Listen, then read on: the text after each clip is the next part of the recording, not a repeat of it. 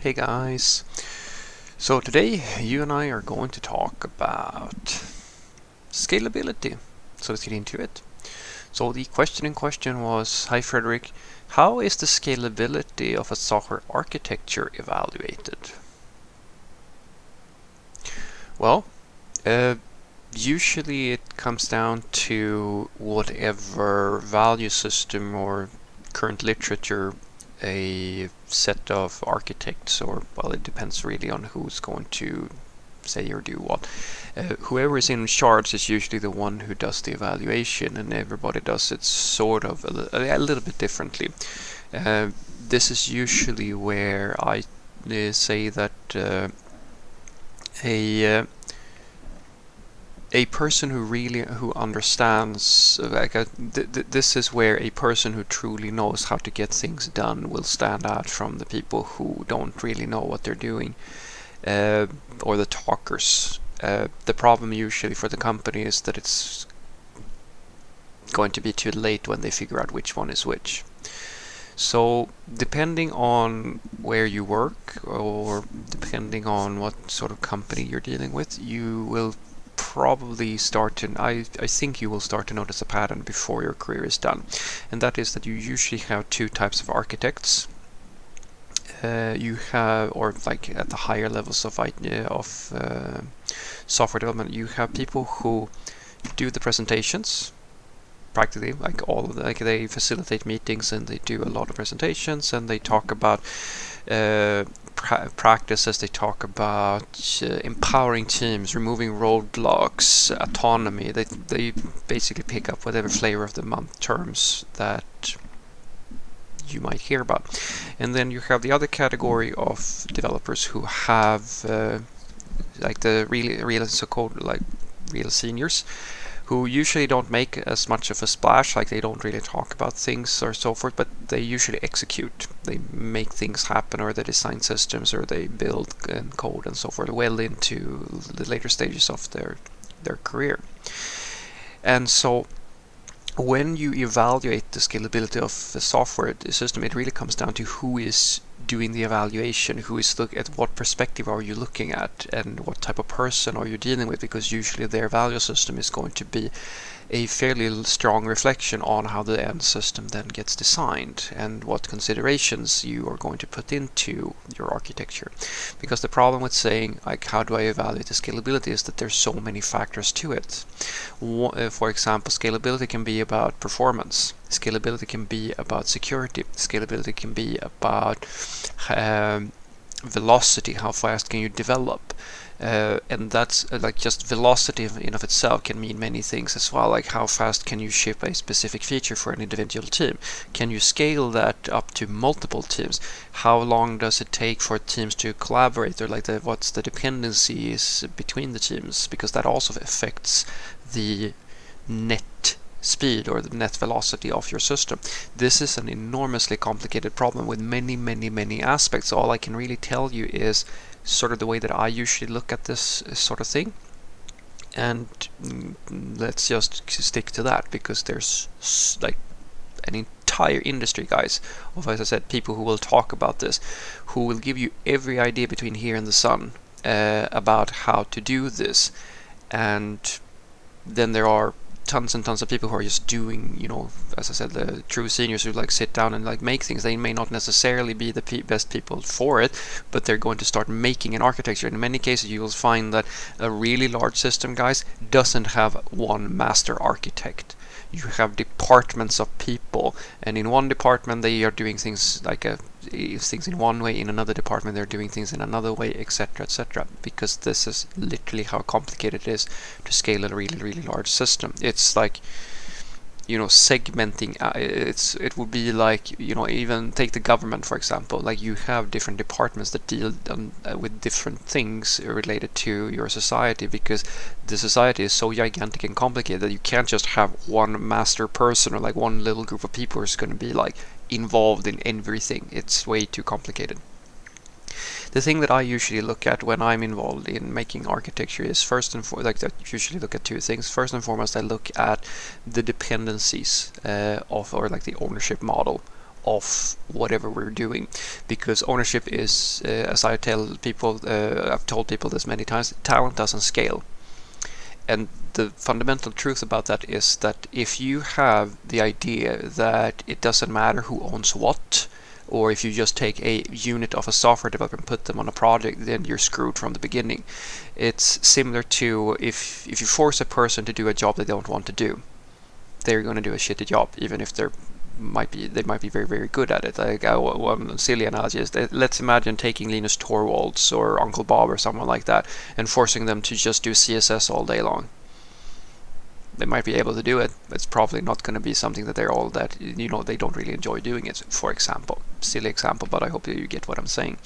And so the thing that I look at is the team's responsibility, the different product teams and the different products that we have, and what it actually means to be part of that team, and what it means, how dependent people are on that team. Because if you have a service or a product within the system that has a lot of stakeholders where a lot of people need it, it's important that you consider that when you hire for that team.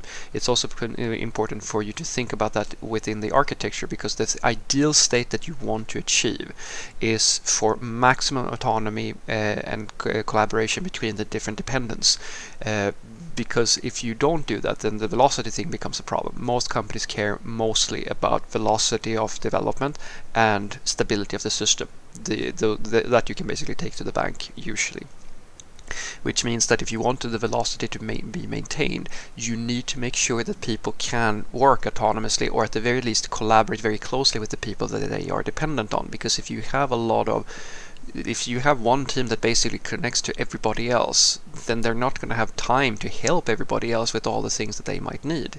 And that means that you have to design the system for maximum autonomy. So things that, say, the team is doing, you have to think about, maybe you can automate some of it, maybe you can make self-service solutions where you don't have to wait for people to say send a ticket and all of this stuff that happens right when you don't really have the autonomy that you need within the different systems. So that's number one, because that affects the entire velocity, it affects how effective people are going to be, and it affects in many cases how happy people are going to be. You can take this to the bank. The number one complaint basically in every single company I've ever been when it comes to developers, unhappiness and so forth, is dependencies. And I think that that's true for most of our industry. People hate sitting around waiting for other people to do stuff for them when it's not really working.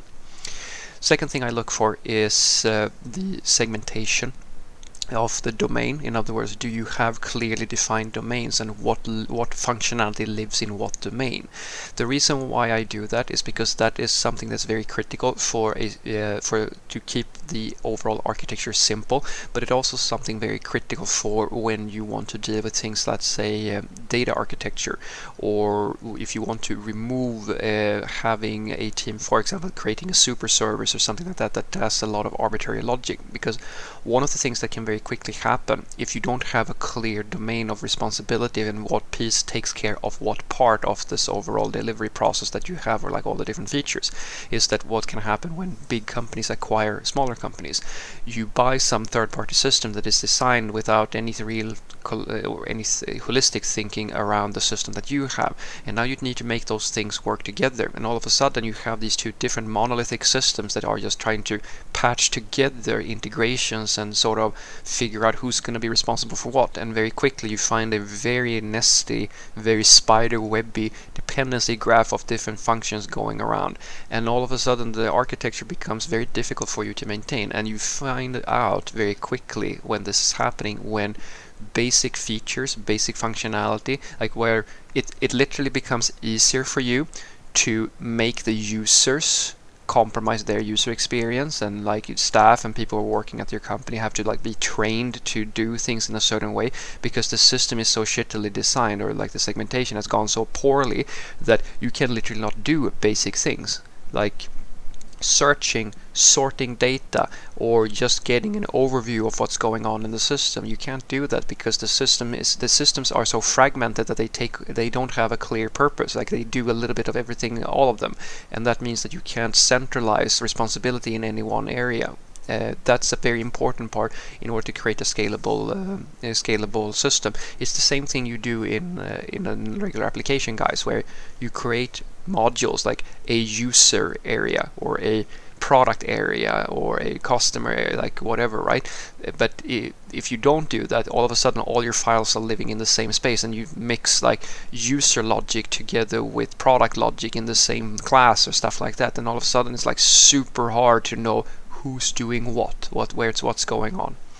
So what I want you to take away from this is that scalability in software architecture, you will have as many questions and like answers to this as there are people who are working with this, because there's no objective way. There are tons of frameworks for it if you want to talk about that, but I always found the same thing. It really comes down to the experience and the value system of whoever's doing the evaluation. And usually that's more than one person who is looking at this when you're dealing with really large systems. The thing that I personally usually look at, if we ignore like performance and these obvious things that are like hard requirements, is number one, I look at the ownership models of the systems, because it's extremely important that the different areas that do different parts of whatever workflow we're dealing with, that I understand how the business works, basically, because the software architecture and the business, they're always coupled, like they are always a reflection of each other. And that means that the teams that are dependent on other teams need to be as autonomous as possible, and they need to collaborate well with the teams or be co-located feature-wise, so that they sort of have a priority system that favors each other when they work, so that they can unblock each other as much as possible. Because the worst thing that can happen for company happiness is when people can't really get what they need in a timely manner, and they're always blocked by something. That is a major bottleneck in any organization. The other thing I look at is the segmentation of domains and responsibilities, because it's extremely important that you don't create these sort of super systems here and there that do like literally everything, and everything becomes a question of how do we fit in yet another thing into this super system, because very quickly you will see that it's very difficult for you to scale any one part of your organization, and in many cases you will have fragmented data. You will have like people coming with suggestions like creating a nicer API on top of all these ugly services, and then you try to like abstract away how these things are working, and that never works.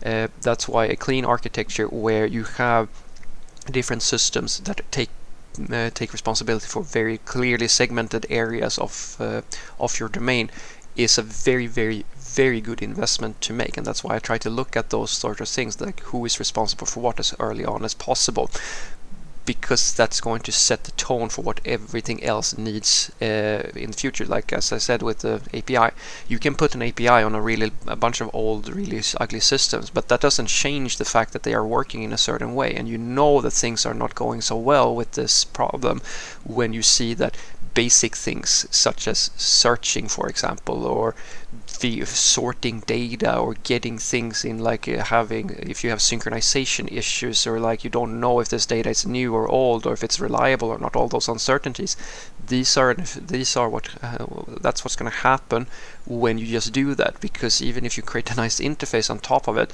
the logic is still the same. You can put a nice coat of paint on a badly made car, for example, but it's still going to be a badly made car. So if you needed to perform at a higher level, a coat of paint is not going to help. Have a great day.